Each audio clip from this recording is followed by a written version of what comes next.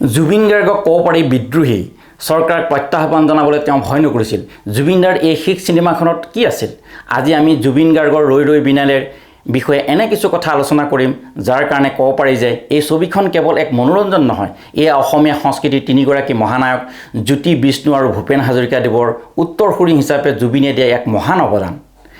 জুবিন গাৰ্গক কিয় অসমীয়া জাতিয়ে জ্যোতিপ্ৰসাদ আগৰৱালা, বিষ্ণু ৰাভা আৰু ভূপেন হাজৰিকাৰ শাৰীত ৰাখিব?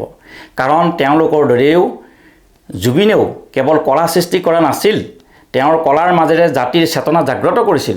জ্যোতি, বিষ্ণুৰ দৰে তেওঁৰ সংগীতত আছিল সমাজবাদী আদৰ্শ। ভূপেন হাজৰিকাৰ দৰে তেওঁৰ কণ্ঠস্বৰ আছিল গোটেই অসমৰ একতাৰ প্ৰতীক।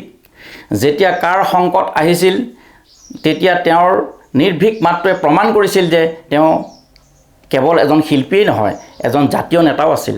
তেওঁৰ শেষ চিনেমাখনৰ যোগেদিও তেওঁ এই উত্তৰাধিকাৰ আগুৱাই লৈ গৈছে। আপুনি জানেনে মিউজিকেল চিনেমা কি? এয়া কেৱল গান থকা চিনেমা নহয়, ইয়াৰ গীতবোৰে কাহিনীটোক আগুৱাই লৈ যায়। ৰৈ ৰৈ বিনালেক অসমীয়া চিনেমাৰ ইতিহাসত প্ৰথমখন পূৰ্ণাংগ মিউজিকেল চিনেমা বুলি কোৱা হৈছে। বহু গীতৰ সমাহাৰে বনোৱা এই ছবিখন এক সাংগীতিক অভিলেখ। জুবিন দাৰ প্ৰতিভাৰ শেষ সাক্ষী এই গীতবোৰত লুকাই আছে। এই ছবিখনৰ মাজেৰে তেওঁ অসমীয়া চিনেমাক এক নতুন ধাৰা দিয়াৰ সপোন দেখিছিল, য'ত সংগীত আৰু কাহিনীয়ে একেলগে আগুৱাই যাব পাৰে।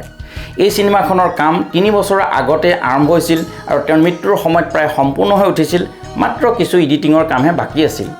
জুবিন গাৰ্গে নিজে লিখা এই কাহিনীটোত তেওঁ এজন দৃষ্টিহীন শিল্পীৰ চৰিত্ৰত অভিনয় কৰিছে, যিজন সাগৰৰ প্ৰতি আকৰ্ষিত। তেওঁৰ এটা উক্তি আছিল, সাগৰখন সঁচাকৈয়ে বিশাল, মই সাঁতুৰিব পাৰিমনে? এই সাগৰখন সঁচাকৈ বহুত ডাঙৰ, সাঁতুৰিব পাৰিমনে? জুবিন দাৰ এই সংলাপশাৰী আছিল যেন তেওঁৰ নিজৰ জীৱনৰে এক পূৰ্বাভাস। জুবিন দাৰ মৃত্যু হ'ল সাগৰত সাঁতুৰিবলৈ গৈ। এই সংলাপশাৰী যেন তেওঁৰ নিজৰ জীৱনৰে শেষ প্ৰতিফলন আছিল। দৃষ্টিহীন শিল্পীজনে সাগৰৰ বিশালতাত সাঁতুৰিব পাৰিম নে বুলি নিজকে প্ৰশ্ন কৰিছিল। এই বাস্তৱ জীৱনত জুবিন দাই সেই বিশালতাৰ মাজতেই নিজক হেৰুৱাই পেলালে। এইটো কেৱল কাকতলীয়া ঘটনা নহয়, এয়া যেন তেওঁৰ বিপ্লৱী জীৱনৰ এক মৰ্মান্তিক সামৰণি, য'ত তেওঁ নিজেই নিজৰ চিনেমাখনত নিজৰ নিয়তি লিখি থৈ গৈছিল। এই ছবিখনে মুক্তি পোৱাৰ দিনা বহুত অভিলেখ সৃষ্টি কৰিলে। এয়া কেৱল এখন চিনেমাৰ মুক্তি নাছিল, এয়া আছিল অসমীয়া জাতিৰ এক সামূহিক আৱেগৰ বিস্ফোৰণ। মুক্তিৰ প্ৰথম দিনাই ছবিখনে 2,52,00,000 টকা সংগ্ৰহ কৰি অসমীয়া চিনেমাৰ সকলো ৰেকৰ্ড ভংগ কৰিলে। ৰাতিপুৱা 4 বজাৰ পৰা চিনেমা হলৰ বাহিৰত ভিৰ, আৰু বহু হলত অন্য ছবিৰ প্ৰদৰ্শন বন্ধ কৰি ৰৈ ৰৈ বিনালেৰ প্ৰদৰ্শন কৰা হ'ল। চিনেমাখনত চাবলৈ যোৱা প্ৰতিজন দৰ্শকৰ বাবে এক শেষ শ্ৰদ্ধাঞ্জলি আছিল। চিনেমাখনে উপাৰ্জন কৰা টকা কেৱল বক্স অফিচৰ বাতৰি নহয়, জুবিন দাৰ জনপ্ৰিয়তাৰো শক্তি প্ৰমাণ কৰিলে। এই মিউজিকেল চিনেমাখনে আমাক কি বাৰ্তা দিলে? জুবিন গাৰ্গে সদায় এখন জাতি, ধৰ্ম, ভাষা বা বৰ্ণ নিৰ্বিশেষে সকলোৱে সমানে মৰ্যাদা আৰু অধিকাৰ পোৱা এখন মানৱীয় সমাজ বিচাৰিছিল, আৰু এই আদৰ্শৰ বাবেই তেওঁক জ্যোতিপ্ৰসাদ, বিষ্ণু ৰাভা আৰু ভূপেন হাজৰিকা দেৱৰ উত্তৰসূৰী হিচাপে অসমীয়াই গণ্য কৰিব।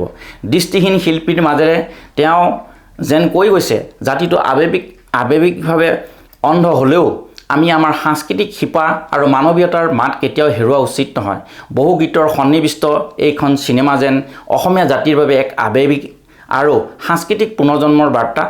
গতিকে ৰৈ ৰৈ বিনালে কেৱল এখন চিনেমা নহয়, এয়া হৈছে জ্যোতিপ্ৰসাদ আগৰৱালা, বিষ্ণু ৰাভা আৰু ভূপেন হাজৰিকাদেৱে অসমৰ বাবে দেখা সপোনসমূহক জুবিনে তেওঁৰ প্ৰতিটো সুৰ আৰু প্ৰতিটো নিৰ্ভীক সংলাপৰ মাজেৰে আগুৱাই লৈ যোৱাৰ শেষ প্ৰয়াস। তেওঁৰ মৃত্যুৰ পাছত প্ৰথম দিনাই কোটি টকা উপাৰ্জন কৰা এই ছবিখন প্ৰকৃততে অসমীয়া জাতিয়ে তেওঁক দিয়া শেষ আৰু আটাইতকৈ বিশাল শ্ৰদ্ধাঞ্জলি।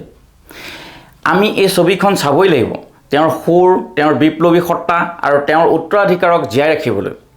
ছবিখনত এজন দৃষ্টিহীন সংগীতজ্ঞৰ কাহিনী কোৱা হৈছে, যাৰ পৃথিৱীখন শব্দ, কল্পনা আৰু প্ৰেমেৰে আলোকিত।